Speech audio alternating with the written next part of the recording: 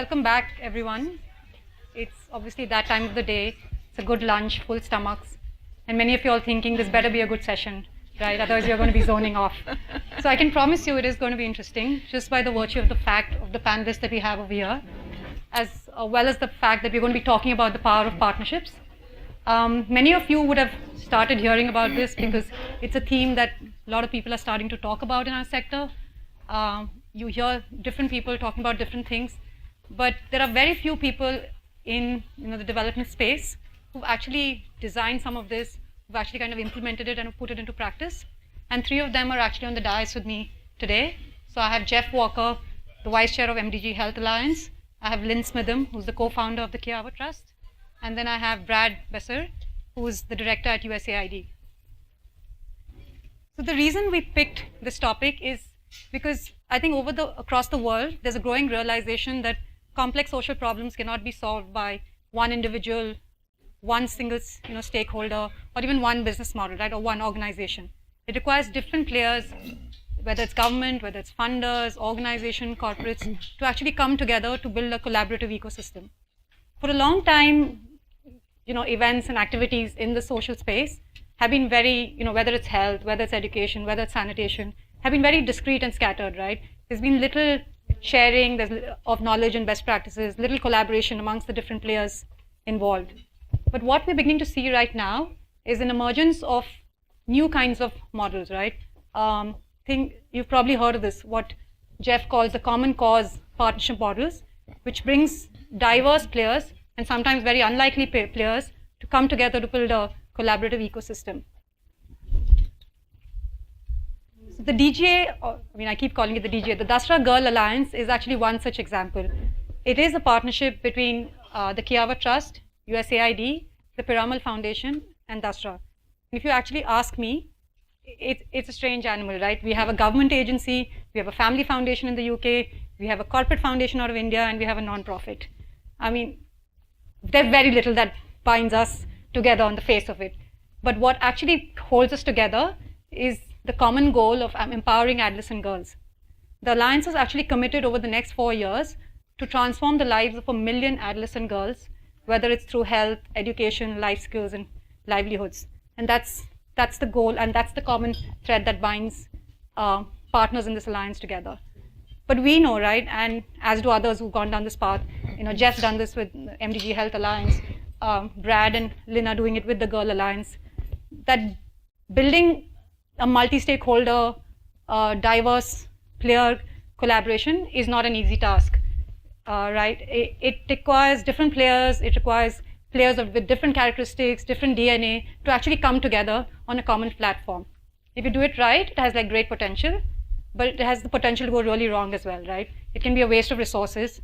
It can be, just another well-meaning set of discrete activities that you do, but which have marginal impact. So then how do you kind of structure this, right? How do you design it, structure it, convene and implement partners so that there's a multiplier effect, so that you can actually create long-term social change? How do you find and develop that common glue that holds partners together? And how do you kind of figure out what are the critical factors for success, or what are some of the recipes for disaster?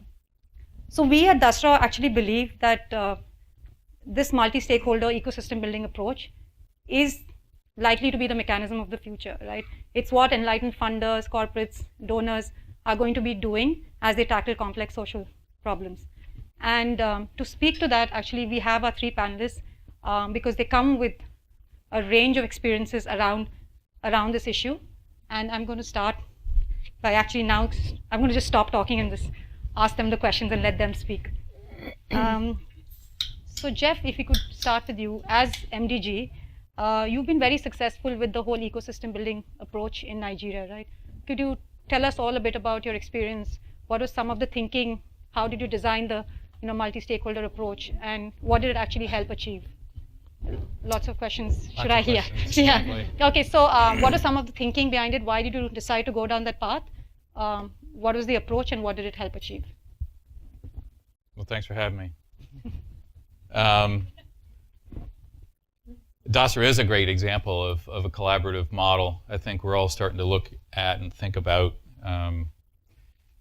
we've experimented with these multi-stakeholder coalitions because there's no other way.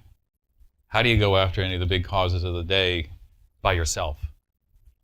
Or if you're a philanthropist, I think a lot of philanthropists are starting to look at it and saying, I'm not going to fund one organization and think I'm really going to be done. And so starting to figure out, I'm also involved with the Kennedy School at Harvard. We've got to set up this whole group now looking at these cause-based models. So what is this multi-stakeholder coalition building like? What kind of leadership issues does it require? What kind of open network does it require? Because it's the new world. Our world is a flat structure, right? There's no hierarchy anymore. No longer is a politician going to save us. They don't know how to collaborate. No longer is a tenured professor going to save us. They don't know how to collaborate. However, each person can be involved in a collaboration, right? Right. And so when we were doing everything from malaria, and we're lucky to be a UN affiliate because when you walk in a room with a UN card, people say two things. One is, well, that's interesting. You could convene, but then they also say, are you a bureaucrat? And so avoiding the bureaucrat side, which is what we did, we set up a group that was the honest broker in the world of malaria, in the world of community health workers, that's what I specialize in the world of prevention of mother-child transmission of AIDS. And how do you build these communities of interest so that they can work together for common cause? And I analogize it to a jazz band. I'm a music freak. What they teach, I'm on the board of Berklee College of Music, and it's the largest music school in the world. And they teach jazz and a lot of other things, but they teach you to be a good performer, great, but then an active listener. So when you're playing in a jazz band, you're sitting there listening to the other play so that you can riff off of them and create a sound that you couldn't have done by yourself. And so that band playing together then has to remember that there is an audience. And when they connect to the audience, they call it a spiritual experience. And that's where we're creating our little jazz bands. And so we're substituting people in and out who make sense. We're building trusting relationships and good, strong listening skills. And so we have great partnerships. We've got great partnerships with USAID, for example, who's been working with us in community health worker strategies, who's helping us set up whole alliances. But then we go to Nigeria, and Blair Miller is here from our group, and what she set up, along with some others from there, was a coalition of local businessmen who actually said, I don't want to sign a giving pledge, because I just don't want to promise to give my money away. But you're telling me I could work with the health ministry and global companies and work with the UN and actually have a goal of saving 1 million children's lives? I'll do that. And so they did. And they took on that same goal, and so this is what's really important in collaborations, is this common set of measurements. What are we going to work on together? And they did. There's lots more to it, but that's the start. No, and we'll come back to some of that common measurement later. But Lynne, if I could ask you, right, when you decided to focus on adolescent girls, you could have chosen to, set up a family office in India, but you actually chose to go down the partnership route. Could you kind of tell us what some of your thinking was behind that? Yeah, I think going back to the description that Peter was telling about earlier, the field trip with Dasra. At that point in our thinking, we were going to invest independently in a handful of non-profits, and we were going to sort of keep control of the investments, form relationships directly with them. So we're on this field trip, 2 weeks, dusty journeys, late nights, looking at the organizations and really starting to understand the problem. As Peter said, feeling it rather than just reading about it. And as the 2 weeks went on, 3 things really dawned on us, which were quite mind-shifting for us. So the first thing, I think, was a much deeper understanding of the problem that girls were facing. And not just the problem, but the complexity of the sorts of solutions that were going to be needed to help these girls. And overlaid with that is the thought that different communities, different states are different, so solutions that work in one place don't necessarily work in another. So we're starting to get an understanding of scale and depth of problem, and therefore scale and depth of solutions needed. The second thing that really struck us was our own limitations. You know, we're based in London, we're not Indian, don't speak the language. We can never understand the culture like a local would. But beyond that, we were fairly new at that stage, and actually still feel really new to the whole topic of adolescent girls. So recognizing our limitations in terms of our own competence, and we didn't know the non-profit sector for girls. We didn't know any other funders at that point who were working with girls. So just starting to understand that with those limitations, our opportunity to be effective was going to be really small. And yes, we could start 6 relationships, and yes, we could donate to those organizations. But would we ever really understand the difference we were making? Would we ever really feel that we could feel that we were having some sort of bigger impact, at all? So, and the third thing that we started to realize was the value of Dasra. So 2 weeks of living with Dasra really helped us see their competencies, their networks, their understanding of the non-profit sector, their understanding of the issue of girls in a much deeper way than we were understanding it, and their experience with other sectors. So those 3 things combined, at the end of those 2 weeks, we were in a completely different position in terms of collaboration. And I think at the end of the day, it's a trade-off between control and impact. And initially we'd gone in thinking we want lots of control and we're going to do it, we're going to be independent. And at the end of the day, we thought, well, actually impact is much more important. Brad, for USAID as well, it's a kind of a new approach, right? I mean, you told me that you've actually been doing this since 2001, but I mean, it's surprising. I think all of us who know USAID think it's like a more recent phenomena, but you see that shift happening more from the traditional grant making to, say, one or a few organizations in a particular area to more emphasis going on partnerships and innovations, right? Could you kind of talk to us about why the shift has happened and where you see it going? No, I'm happy to. First, let me apologize. I didn't realize my socks were going to be at eye level, so I'm that was going to be down there. So anyway, didn't want to distract you all with that. It's actually a good question. USAID's actually been doing this since 2001 through the Global Development Alliance, and we've had a lot of success. But I think in recent years there's been a lot more, I think, focus on it, because I think this is one of the new ways that we can really partnership, and we call it PPP, which is public-private partnership. And what that's doing is we're getting organizations, family foundations, other philanthropists, private sector, and they're becoming partners where they're co-invested. They're helping us create programs, they're helping us manage programs, they're helping us essentially take the risk of coming up with a new idea. And it's a very different model as opposed to a lot of the traditional USAID partners that are more vendors, contractors, implementers.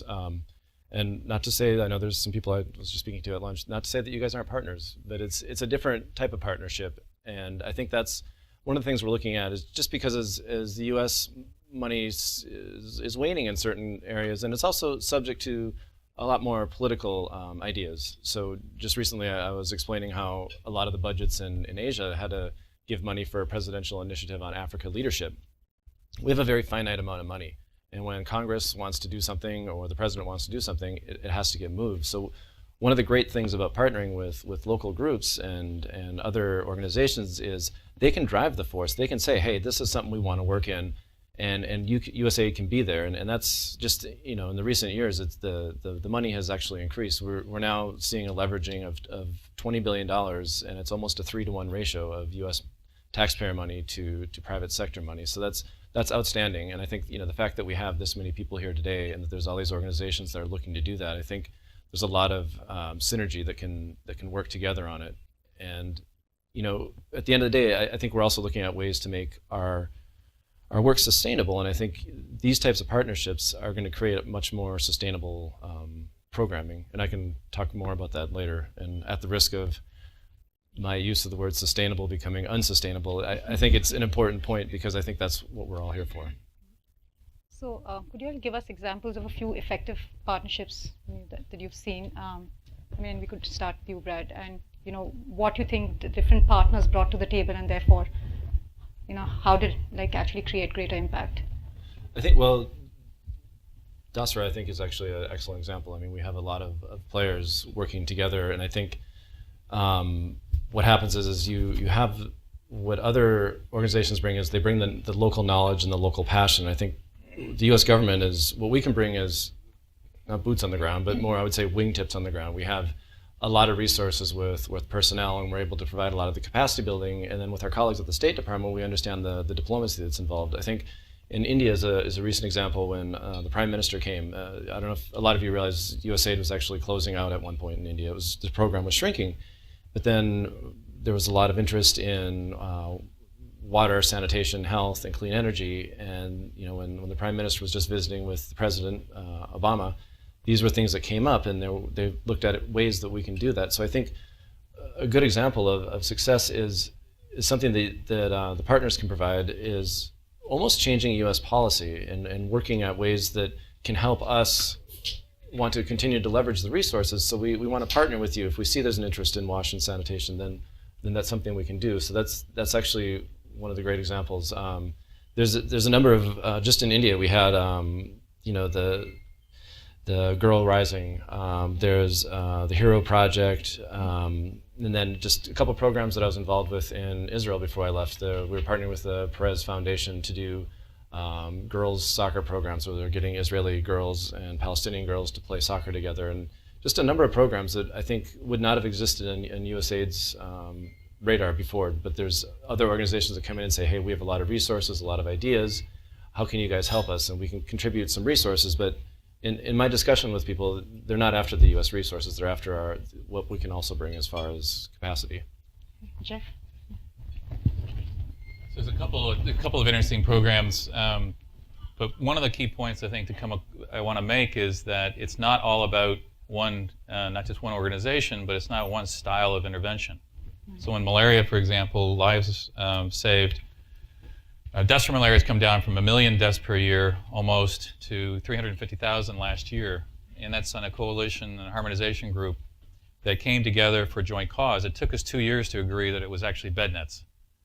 It took us another year to figure out whether you give them away or actually price them. But once you got people unified, and it was organizations, everywhere from Global Fund to Gates to PEPFAR to, PMI to CARE to Gates Foundation and others. What it took was a common measurable outcome. What are we all working on? Deaths from malaria. That's what we're trying to decrease, right? That took a while to figure out. And then it took a while to put a measurement system in. Because how are we going to hold ourselves accountable? And so there was a small group of us that funded something called alma2015.org. You can go online and see it. Red, green, and yellow. Let's track our progress. So in every coalition, it's not all about impact investing. It's not all about social entrepreneurs. It's not all about performance incentive bonds. It's not about any of those things. It's about how they all come together to achieve the common goal, which was deaths from malaria, right? And there's honest broker, which I think Dasra is a great opportunity to be one of the great honest brokers in India, is who do you go to who's not telling me the answers? Who's saying, going, what is that common measurable outcome that we're trying to work toward? And if there was a program announced today in New York Times, right? Glamour and CARE and a bunch of others are getting together to put girls through secondary school.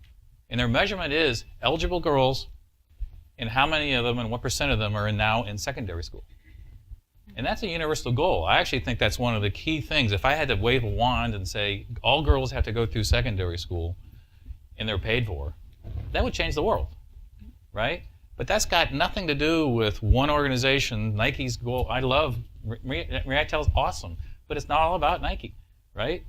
It's all about the goals and the goals that we're trying to work on to achieve. We've done that in malaria, prevention of mother-child transmission of AIDS, use similar harmonization models, come down from 350,000 transmissions 3 years ago, down to 200,000 today, and it's continuing to slide very quickly because there was some light philanthropy that came in. So we funded a model, we funded a study McKinsey did, which said what type of therapy is useful to stop transmission of AIDS. B+ therapy is the answer. How do we get with mothers to mothers? How do we get US Senate over there? How do we get Global Fund to buy into this model? How do we get each country to start signing on and ministers of health to take on? This became a harmonization role. And so this honest broker, which Dasra can do, and what's what we're doing in India, I think Blair's working on along with you all, is saying, how can we go to hospitals and lower deaths from mothers and when they're giving birth? How do we change the systems in those hospitals in India? So they're picking several states. They've gotten everybody from the Tatas to ourselves and Merck and a bunch of others to put together $10 million to start programs to train the hospitals to do it better, and then after 3 years pull out. Because philanthropy is not permanent. Philanthropy is a tool and a leverage point. So these common measurable outcomes, these honest brokers, and philanthropy as a tool for innovation, but not necessarily the final solution. I think these are all new ideas that are out there that we're all now trying to figure out, how does this work? But it must be difficult, right? I mean, to actually have like a completely diverse set of players and find the common cause must be an extremely difficult task to do. So are there any, suggestions and learnings on how you kind of did it so well in Nigeria, right? Well, in Nigeria, it was helpful to have the card of the UN. Okay. So call us. We'll just give you cards, right? Yeah. But it's also helpful to say, you are business types. I was Vice Chairman JP Morgan until I retired in the end of 2007 and went from private equity guy to the good side. And the good side, is a lot of fun. So being around people you actually enjoy and share joint passions with, so it's not just another deal, but actually you're going to work on something more important than yourself. This is transformational. This is something that people like to do. And so if you raise your hand and say, let's have a discussion about, and we used to do this, we have a whiteboard session, we call people together around different causes and say, can you spend 2 hours? And we're just going to talk about it. And all of a sudden people kind of go, you like this too? You're interested in that too? Instead of trying to tell people what they should be interested in, you find out what they are interested in and match them up. Okay. And this is what I call generosity network. And so this is how you start developing these networks around the world of people who have joint passions. Just because I'm interested in music doesn't mean that I have to convince everybody else that music's amazing and every kid in America should have access to a music program. Somebody else is interested in the seas and saving the tuna. Awesome, I'll hook you up with 3 people who have the same passion. And when you sudden, if I'm seen or you're seen or everybody else is seen as somebody who could do that, who can match people up to others who have the same passion. So we hold these things called Jeffersonian dinners. We have these goals of just taking a trip together. I think it's awesome to go on. Let's go on a trip with 10 other people to go see and kick tires. You'll come back bonded, right? And you'll see that I can have an impact beyond money. Because there shouldn't be a wall between donors and doers. Those walls need to come down because they're the same. Each person has resources to bring to the table, right? Start doing that, people start leaning forward. It's good strategic advice for free, Jeff. So Lynne, if I could come back to you, it's not common actually for individual philanthropists and family foundations to actually fund ecosystem building activities, right? You prefer to kind of fund. People tend to prefer to fund a discrete program or an issue. Why did you choose to kind of do the broader route of ecosystem building, being part of a larger partnerships with players, again, very different from you? I always feel a little bit overawed by the term ecosystem building. It always sounds incredibly frightening and huge and complicated. We have to create new jargon every year. It's a cause. I feel like it's movement building. I think we're building a movement. We're building a movement in terms of organizations who are working with girls who can be the best that they can be, the most impactful that they can be. And we're building a donor movement of people who are really passionate about the cause and prepared to support it in lots of ways, not just money. So what does it take to do that? So it is unusual for a philanthropist to do that, but in a way, if you break down what it needs, what's needed to do that, to build a movement of really impactful nonprofits and to build a movement of really passionate donors, then actually the little pieces of that is what a lot of individual donors are doing. It's just that I think we're looking at it from the view that because the problem for girls is so huge in India, the numbers are so vast, and there's a lot of change that needs to happen, that it isn't we're going to have to work on a lot of fronts to make it in any way impactful. So what are some of the things that we're actually working on in the Alliance? So some of them are identifying really demonstrably impactful non-profits who are already working with girls, who are able to scale up their models and reach more girls in more impactful ways. So the likes of Sneha, who are here in the room today. And then, so there's helping organizations grow. There's also helping other organizations to learn and share best practice, to think about how do I share my problems with other organizations, very similar to what you were saying, Jeff. How do I share my problems in a way that we can jointly find solutions?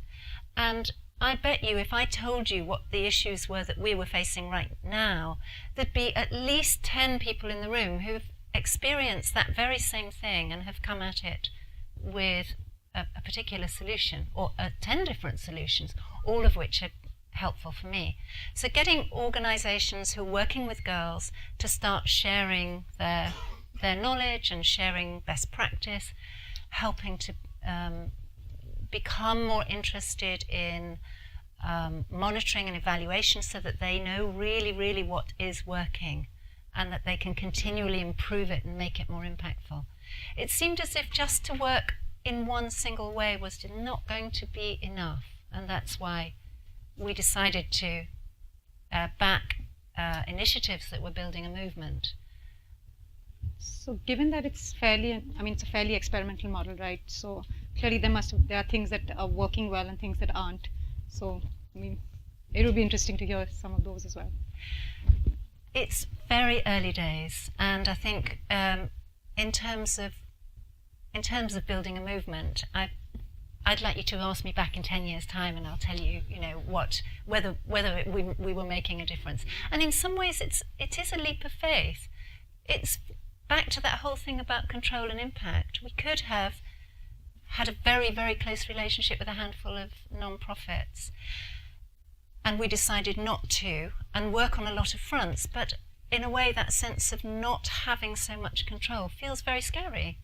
And not being able to put our finger right now on the impact that we're having also feels very scary. And holding on to the hope that it will be successful is, you have to keep that hope going. We have to focus on the processes of how we're working and what we're working on, in the belief that in a long-term project with multiple strands of activity, as long as you're working on the right things as well as you possibly can, it will lead to an impactful result. But it does feel scary. So that's one thing. The other thing is, I feel really impatient to see more work happening and more girls helped in more meaningful ways. So I want to turn up the speed and see all of you join the movement, and all of you come and help get the speed up to 1 million miles an hour. We know that, Lynne. We know it by the number of questions you ask us. So if I could extend that question to you, Brad, what would be some of the learnings that you've seen in some of the partnerships that you've been? No, I wanted to build on what Lynne was talking about. I think it's important to talk about impact, and I think I think that's probably the one thing that we bring that's very important, is that we have experience, over 50 years experience. I highly recommend actually seeing the YouTube video. It's really well done with John Kennedy speaking about the creation of USAID over the last 50 years. And one of the things that we bring is like a deep knowledge of our work across the different countries. And like we were saying, there's questions that come up, problems. We often have that, whether it's in the country or back in Washington, because we've been doing this in so many different places. But impact, I think, is one of the biggest challenges, and it comes to monitoring and evaluation, because I think so many times we look at what we're doing and we have an output in mind, and the output is great, but that doesn't necessarily articulate what your developmental impact is supposed to be, because those are two very different things. You can have a lot of results, but then how do you measure those results, and how does that feed back into what you're doing, and how does that inform how you want to continue? And that's one of the things we challenge all of our partners with. I don't know how many people in this room have partnered with USAID before, but I think everyone understands there's a bit of a rigorous process when you go through an application or a continued grant with us.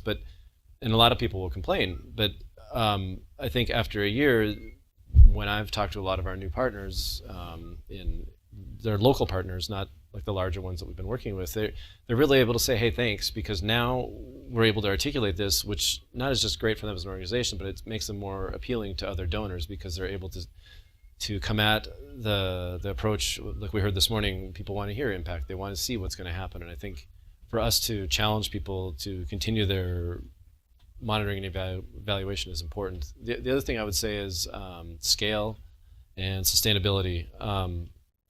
You have these great programs, but what does that mean? Is that just like a one-off? Is that just something that you have happen in one area?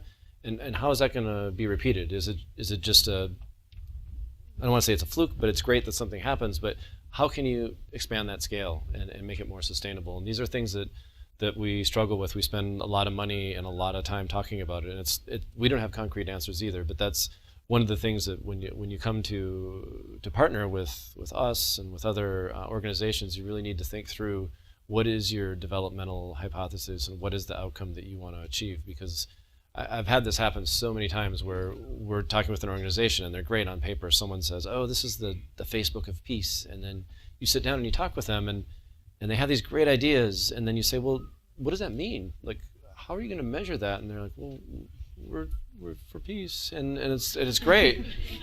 We're all for peace. But it's like, at the end of the day, after so many $1 million go in, you want to say, where'd that go? I mean, and it's great to have these really nice anecdotes about stuff that's happened, but we also need to figure out concrete ways to measure what we're doing. And I think that's something that I think we all struggle with, and people have taken grad school classes on it, and it's a challenge, but it's something that I think is worth very much studying and looking into. To have those simple measures is really critical. There's a guy, Chris Murray, in University of Washington, who's working on that. We're using him. I'm on a panel at USAID. We're using that for live save calculation. He has 300 people. Gates is funding the entire operation, but he's saying, what is our common measurement? What are we looking at? When we're holding ourselves accountable, and then how do we drive that down to the simple goal, right? So it's not just all girls should be happy. Right. How do you measure that? I don't know. Let's think about that. But all girls should survive till 5. Or all girls should graduate from secondary school. Or let's talk about that one. So then how can each party come in with a different tool or role, but still work to hold themselves accountable to USAID goal? And USAID is trying to figure that out just globally, right? I mean, trying to set up across each country because they have relationships with different NGOs. So to one of the point I like to make, if it's causes are different than backing one organization or one NGO, right? So define your cause. And if you define a cause, to my mind, you can look to the NGOs for innovation. A lot of really great ideas. And they can build to a certain level, but they can't scale to large scale change. So then taking that to the next level is a question. So you need research. So research to confirm that is true. 3, you need measurement. How are we going to measure this? 4, you need policy change. So policy change, local government, federal government, global government systems, whatever they might be, right? And then you also need awareness and communication, because people need to know about this. And you start this to doing these key influencer maps saying, who's relevant to my question? Let me just ask. It's amazing the number of times people said, who do you deal with? I deal with the Minister of Health. Well, that's good. Who else? What do you mean? I deal with the Minister of Health. Well, okay. In Nigeria, that wouldn't have accomplished what they needed to accomplish. And literally, we found the business teams there said, thank God you're connecting us to the Ministry of Health. One, we didn't really feel like we had a connection. And the Ministry of Health said, thank God you did this to the business guys. Because you know what? I'm leaving office every 2 years, somebody else rolls in. So how are we going to keep this focus on the goal across different regimes, across different individuals who are in those different offices, right? It takes somebody like a Dasra or others to help set those targets and set those goals, and it can be a role for philanthropists to come together and help pay for some of that. The third thing, in building on that, I would also add just the importance of multi-stakeholders, as you mentioned earlier. I think it's critical. Just the more people you have with the shared common value, it just makes things so much better. Yes, so I was going to ask you what are some of the critical success factors, and I think you've already spoken about it. But I think what would be interesting for all of us to hear is also what can be like recipes for disaster, right? Things like this can go wrong really quickly, and what are some of those factors, and kind of make it just another exercise that doesn't, achieve anything. So, any of you? Dominant personality will kill it. I've been around a few. I'm sure you have too. Somebody who knows they're right. If you think you know you're right, if you think you know the way, run away from that person, right? Jeff speaks from the heart. Clearly, you've been Yeah, around. it's like, quite oh a my few. God, really? Bed nets are 80% solution. They're not 100% solution. And it takes a little compromise to figure that one out, right? But most philanthropists I have to deal with, right? They say, collaboration slows you down. Collaboration generates the average as opposed to the best performance. Until they experience it. And so what we're trying to do is write cases. And so hey, how would you have done malaria all by yourself? It's nice to be able to say, and this is the difference between business types and the rest of the world, is the American way of identifying a social entrepreneur and backing them is not necessarily the right way. In fact, I think it's the wrong way. And there's a lot of really great opportunities to build these collaborative networks and to have great ideas coming from social entrepreneurs, not against them, but 10% of the world needs to be social entrepreneurs, not 100%, right? And so how do we set these models up for, instead of rewarding the best entrepreneur and putting them on the cover of Forbes magazine and saying, isn't that person going to change the world? No, they're not, right? Let's talk about these collaborations. And once we show some of these cases, people will start saying, well, what's going on over there? I think I want some of that. Lynne?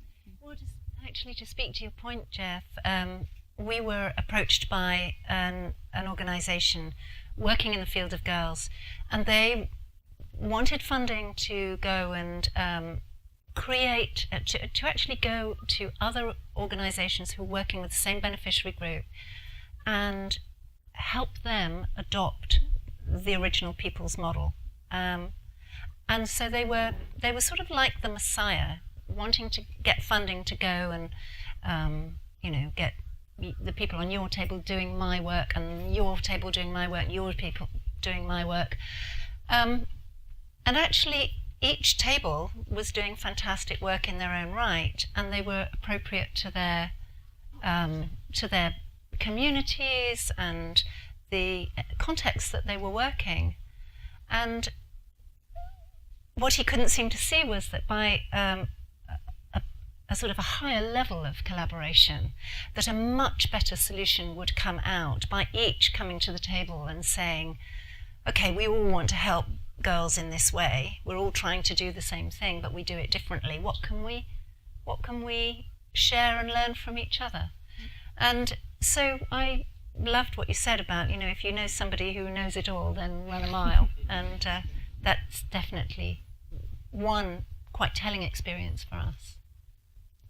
Yeah, and just to build on that, I think I would add that in our experience, the best has always been when it's more local driven, and when you have the local passion brought to the table and a clear, and I mean clear, definition of roles and responsibilities. Because I think when that blurs, that's when the dominant personalities can get taken away with certain things. And I just think we've had a lot of experience where partway through there's a discrepancy in what we want to see as far as impact. So that's, again, comes back to my original question of make sure that you have what the impact is that you're looking to achieve, because once the roles are defined, then there's more than enough work to be done, and I think everyone has a value to contribute. And I think that's why we're all here, and I think just knowing who's doing what in these great partnerships is so important.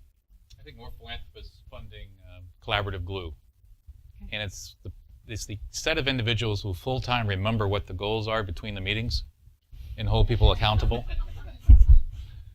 And so I as a philanthropist, will fund people like that.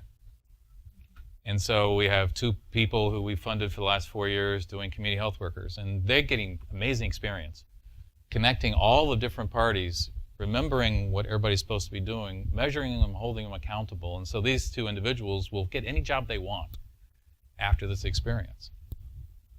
You can do this in any particular cause, any particular alliance. I'm doing it in Tibet right now. Entrepreneurs in Tibet. We're measuring, we get goals. We have 1 individual who's holding 75 organizations accountable. And they all raise their hands saying, we actually want to work together, we just don't know how. I say, okay, that's what this person will do. So I'd like to join the Girl Alliance. I think I'm around it. So. Yeah. Just to that point, Lynn, and since I have 3 of you all here, I'm going to ask you all to brainstorm on what can be a blueprint for success for the Girls Alliance. As you can see, I'm kind of trying to get the most out of this. So if you all could kind of say what's the ideal blueprint for success for the Adolescent Girls Alliance, and therefore what are some of the key things that must be done? What would some of those things be? And then, I mean, I promise you that's the last, and I'll throw it open to questions from the audience.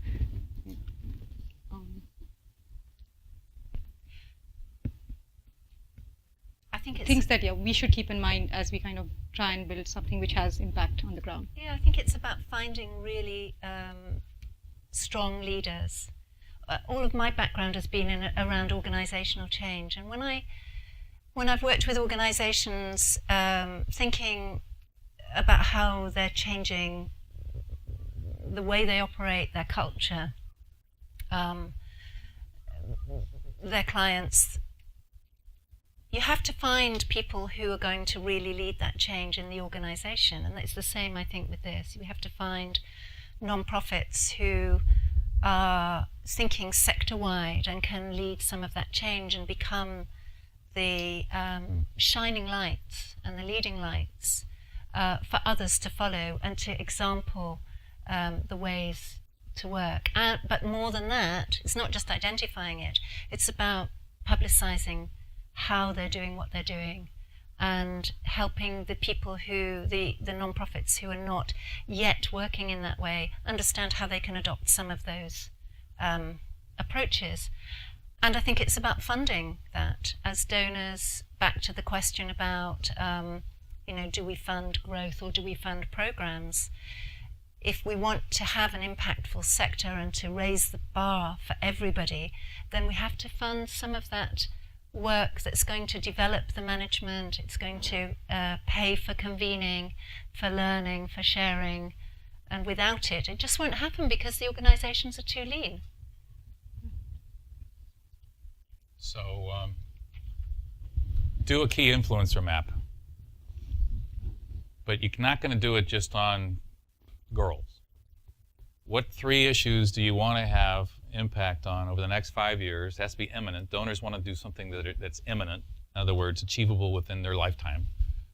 So what are those 3 things? And then under those 3 things, what key influencers and who are they do you want to make sure are at the table? And then you convene. You pull them together. On malaria, we convened 6 times. Presidents, we actually had White House convene a meeting, then we had Gates convene a meeting, and then we had other community meeting. Those are big questions. You can do these in micro meetings, right? And start talking about, do we have meeting of the minds? And some people will just fall out of that, saying, we're not even close, so they shouldn't be part of this. But how do you start building this collaboration around these key common goals? And then having somebody hold those sessions together, pick that one person who sits there going, I'm going to hold that for each one of these 3 issues until we come up with these simple common goals. You do that, then I'll know how to raise money for you, right? And I'll know how to bring people to the table because I can be able to start matching passions. Yeah, and I would add, in addition, I think for our added value and to help contribute, I think we can come in, we can contribute by convening a lot of other partners, especially within the U.S. Interagency process. There's a number of our colleagues with other resources that also have various ideas, but just looking to the future too, sustainability. Where do you see yourselves in 5 years? Because I think with a lot of our programming, unfortunately, we can only commit to 3 to 5 years at best. And what we want to see in a plan is what's your long-term goal? And that, I think, gets back to what we've been talking about with multi-stakeholders. We want to see a really diverse portfolio, and I think that's why the forum that we're here at is a great example of partners working together, because some will move in and some will move out. Unfortunately, we're a little more, I don't want to say fickle, but we have other things that we're working in, and so I think it's really great for us to see the sustainability plan as far as multi-stakeholders. And the reputation of India as a whole country, boy, is that an extreme statement, but is that you have enough money. Yeah. And so you sit there going, in Africa, we kind of go in and go, okay, we have money, you got influence, we got time. So there's a resource sharing. In India, it's hard to figure out, in my experience. You don't need money? Okay. Well, we have some talent, we have some knowledge, but what can we help bring to the table that we can merge and connect with local Indian philanthropists, the ministers of health? We need some guidance on China how to work through that system. So that would be really helpful. That we can do. If I could take questions from the audience.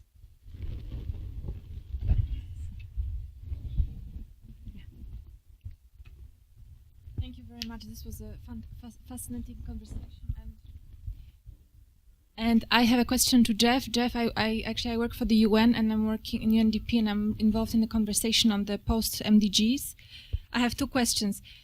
How your experience from Nigeria and other countries from working in the ecosystem influence your work on the MDG Health Alliance, in terms of have you been successful in connecting closer with this global framework, which seems so abstract? And second is, what would be your advice to governments when they're right now working on the future sustainable development goals, in thinking about partnerships and involving foundations in the future global frameworks? Thank you. Sure, the Millennium Development Goals, MDGs, are our primary objective at the Health Alliance. So 4, 5, and 6 is what we focus on, and so we work on child health, we look on maternal health, we look on community health workers, we look on finishing things like prevention of mother-child transmission of AIDS. All of those goals are, well in hand. They're not necessarily going to be totally all achieved in every country, but they're great goals for us to have worked on, then holding ourselves accountable to, and particularly with a deadline. So if you're going to do something, set a deadline. All right. So 2015 was an important deadline for us, and literally our whole office has a clock that's ticking down minute by minute until the end of 2015, saying we got to save still another 1 million lives, child's lives in the world. And it does focus your attention, right? And so it moves you away from some of the minor things like, gee, how about this disease that, it'll save 1,000 people? Well, okay, that's great, do that, but we can't focus on that. We got to focus on the big stuff, right? So the SDGs, we've worked with Brookings. Brookings has done some of the work in trying to set up in the new sustainable development goals, what should those goals be? But we're also thinking about, and we're trying to give them input into, what models were successful in the MDGs that we can then use to achieve whatever you want to set for the SDGs. And so for each country, looking at, setting up systems. So for example, in health, we work in health systems. We are now setting up a program that's going to put people in health ministries that are trained. So great leaders. There's something called Global Health Corps, which does that for 27-year-olds and has great experience. We're looking at setting up something 35-year-old plus who will be pre-ministers of health, but be trained. And so we have 19 companies interested. GE's already committed, many others, to training these individuals for 18-month programs. And so if you put 2 or 3 people in each health ministry, and their focus is health systems, this is the new sustainable strategy. So let's put talent in where we think talent needs to be, as opposed to us hiring consultants all the time. Literally, we hired Dahlberg, we'd hire McKinsey, we'd hire Chai, and they do a good job, but then they'd leave. So who is that local talent that we need to bring in? So what can we do to start building these more sustainable strategies and ongoing strategies? Because we're tired of having to work through how to distribute bed nets every single time we're figuring this one out, right? You need a more sustainable strategy, and there's a lot of companies out there in the world who figure out what logistic systems are. That's the harder part. Great. Any more?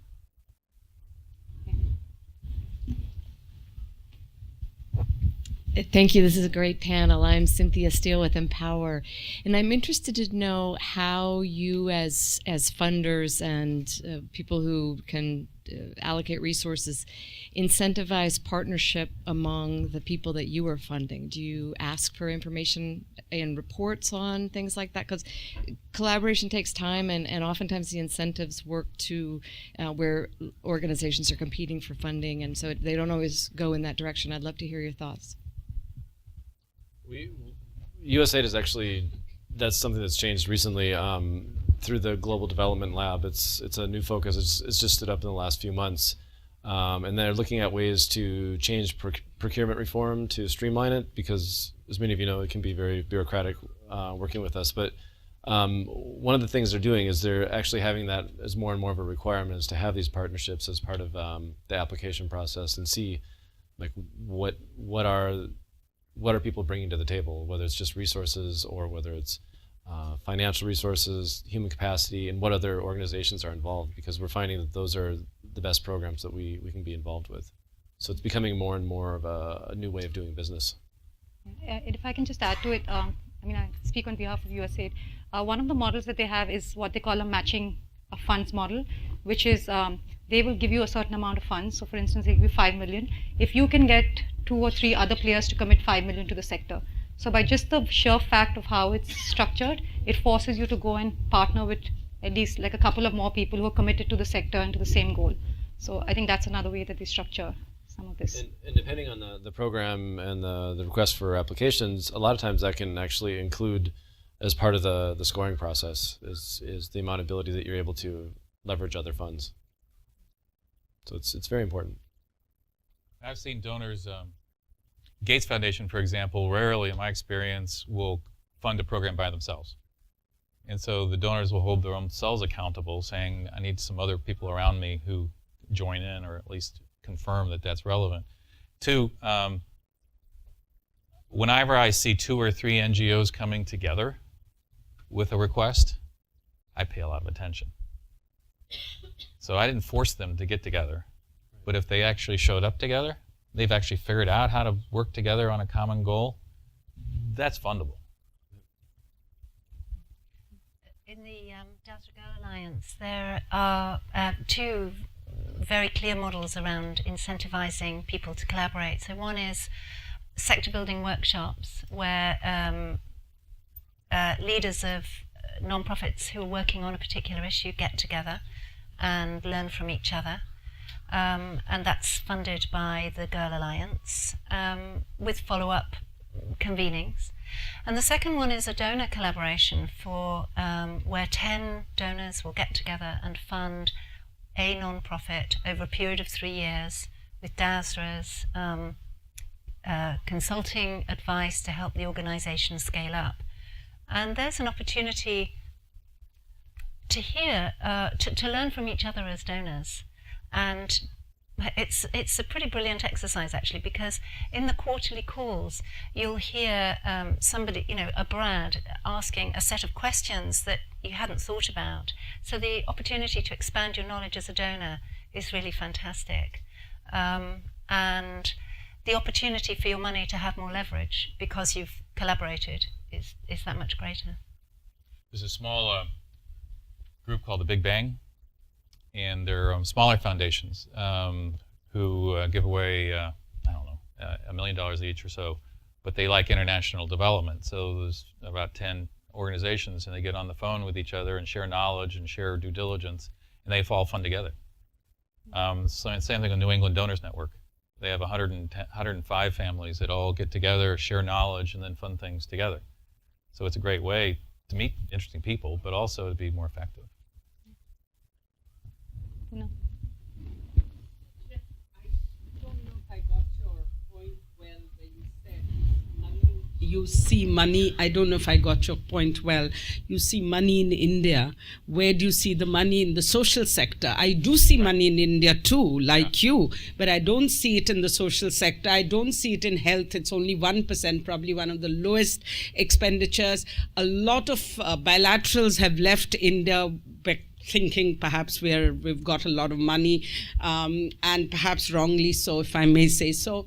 And if you just look at the issue we're discussing today, adolescents and child brides, 47% of women in India are child brides. And that's related to 6 of the MDGs that you're working on: maternal mortality, child mortality, literacy, HIV, AIDS, education. None of that will change unless you join an alliance or set up a big alliance on child marriage and adolescence. And also, another reason to invest in this alliance, which Dasra is very ready for, is the fact that we'll be making an investment in the future. If we really do invest in adolescents and young people 10 years, maybe you can sit on that same chair and say, we don't need to work in India. Oh, don't get me wrong. I think India is critical. So I know you're just nudging me, but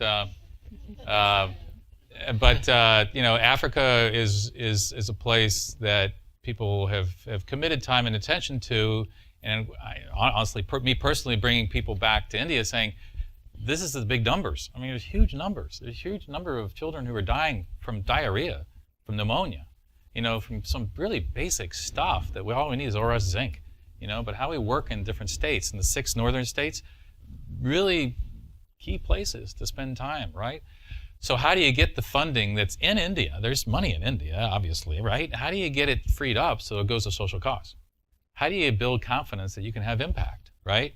How do you get the Piramals? How do you get the Mukesh Ambani? How do you get the Tatas? How do you get, and that's what's kind of figuring this one out a little bit, which is saying, let's figure some goals that we're going to achieve, right? The universal ID system that's coming into India is unbelievable. I mean, I wish the world would have that, right? There's 600 million people, there's IDs. Where actually people understand who they are and where they are, and they get rights, and they've eliminated corruption in 6 different layers. That's unbelievable, right? That's just one thing. So I think India can do all of this, and what I usually challenge, people sitting going, if India does it, then they can bring it to Africa. Because, this is like, a problem everywhere. So it could be a great source of opportunity. So, yeah, Aditi is telling me that time's up for our panel. So if you have any more questions, I think our panelists are around. Thank you so much, Brad, Lynne, and Jeff. And thank you again. Thank you.